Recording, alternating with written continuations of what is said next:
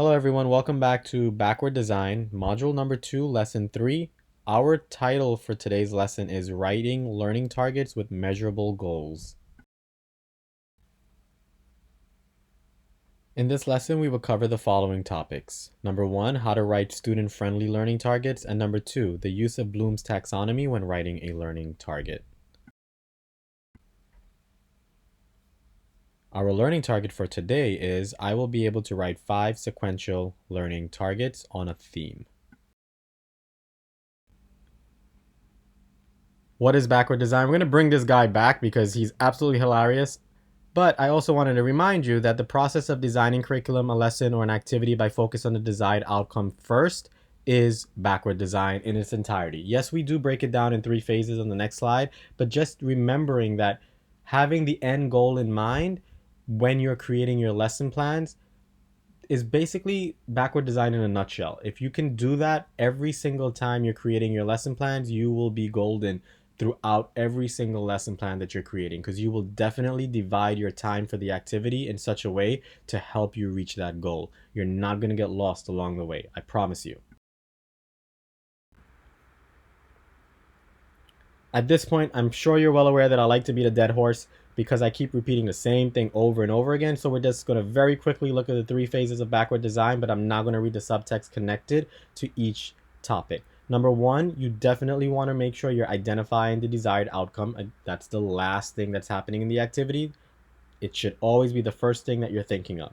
Number 2, after you think about the desired outcome, you want to identify acceptable evidence. And then number 3, when all is said and done, you begin planning your learning experiences and instruction.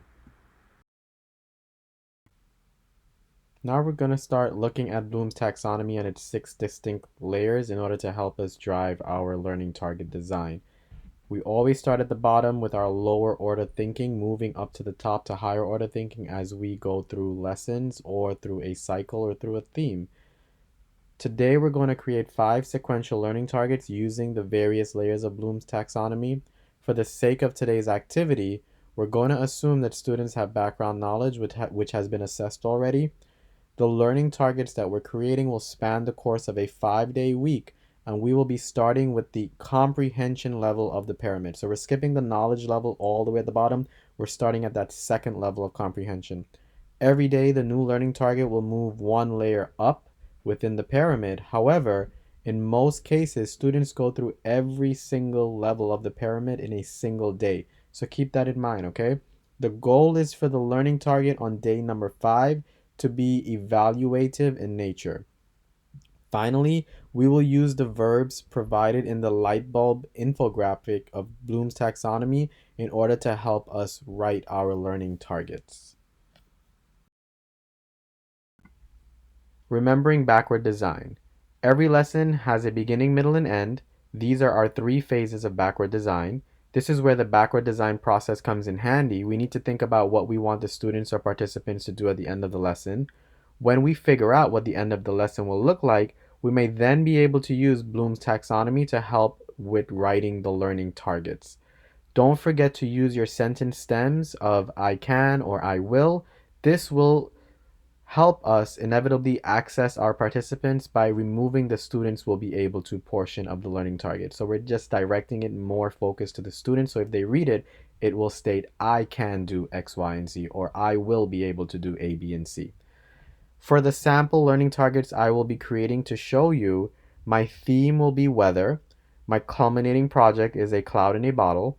My guiding question for this 5-day course is how do greenhouse gases and pollution affect weather patterns? On day 1, using Bloom's taxonomy, starting at the comprehension level, I want to highlight that students will learn about weather patterns, greenhouse gases, and pollution. On day 2, using the application level, students draw a picture or create a diagram of weather patterns. Day 3, students ideate ways in which pollution might affect weather patterns. That's under the analysis level of Bloom's taxonomy. Day 4, following the synthesis line, students hypothesize what will happen to the weather when more pollution is added. And then finally, on our day 5 of evaluation, students create a cloud in a bottle and add pollution to see how it is affected. So last but not least, since we know where we want our week to end, we may now start at the beginning of the week when writing our learning targets. It's a little bit confusing, but remember, with backward design, we want to think about the end product and then go all the way back to the beginning because we know where we want to end up. Always reference the verbs in Bloom's taxonomy to choose the correct verb for your daily lesson. You remember to use student-friendly language. Don't overcomplicate these learning targets because your students will not understand what they need to do if you overcomplicate it. Use language that is connected to your discipline or your activity. If you're teaching a sport activity, reference that sport activity in your learning target so students know how it's connected. And remember, it's a learning process. I am always struggling with writing these learning targets, so do not by any means feel as though anyone's a master at it. It always takes time, patience, and practice. Looking at the left side of our monitor, you'll notice I broke down the week once more in 5 days. We know what the outcome of those 5 days are supposed to look like. Now I start developing my learning target. So for day one, my learning target is I will be able to describe the water cycle. So the learning that's taking place, remember when we learned about backward design a couple days ago, we want to measure learning. We're not measuring what the students are doing, what actions they're doing. We don't want to measure writing or speaking or talking. We want to measure an actual skill that they're learning. So in this case, on day one, students are learning how to describe something. On day number 2, the learning target is I will be able to illustrate the water cycle. So they're now moving away from describing something by speaking about it, and now they're able to draw a picture of it, create a poem about it, write a story about it, create a skit about it, whatever the case may be. They will be able to illustrate that water cycle for us. On day number 3, students are telling themselves, I will be able to examine the effects of pollution on the atmosphere. So they're going to start doing some investigation. They're examining how pollution is affecting the atmosphere. On day number 4, the learning target is I will be able to formulate a hypothesis for the effects of pollution on the water cycle. So now we're slowly starting to see our topic ballooning out as students start thinking of ideas and now bringing it back together. How can they come up with questions that tells a researcher what may happen when we add pollution to the water cycle? The last day, my learning target is I will be able to assess the effects of pollution on the water cycle. So if you notice, I did not mention the cloud in a bottle in my learning target for 2 reasons. It's a surprise because it's an awesome surprise. Kids are usually blown away when you do this activity in front of them. And then for the second reason being, again, we are not measuring what students are doing. We're measuring what they're learning. And in this case, the learning that is happening is the assessment of what pollution does to the water cycle. It is not their ability to create the cloud in the bottle. It is what is their capabilities of assessing the situation.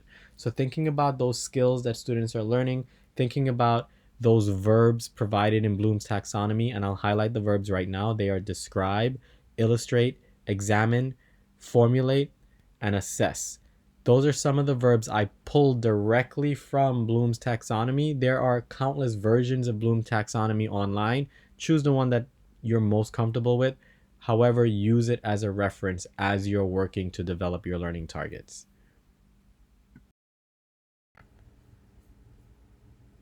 Okay, everyone, we are at the end of lesson number 3. Learning target is I will be able to write 5 sequential learning targets on a theme. That being said, the learning target is scripted, as you all know now, to let you know what needs to be done at the end of the lesson. So you're going to head over to Google Classroom, access the form that is attached to today's lesson, fill it out with the information it's asking you for, and submit it so that I can take a look at your 5 sequential learning targets. Remember, these learning targets have to be sequential. They must be connected within the same theme or the same topic. Please do not submit arbitrary learning targets because it will defeat the purpose of today's lesson. All right, thank you guys once more for participating in my learning module, Backward Design. This is lesson number 3. If you have any questions, please do not hesitate to reach out to me at ray.badal@saya.org. Again, you're heading over to Google Classroom now, filling out that form that's attached to today's lesson, submitting it over to me so that I can take a look at your learning targets. Please think outside of the box. If you're really comfortable in your current activity specialist area, think outside of that area and really challenge yourself. That's my main ask for you today. Take care, everyone. Be safe and be healthy. If you have any questions, again, don't hesitate to contact me. Have a great day. Take care.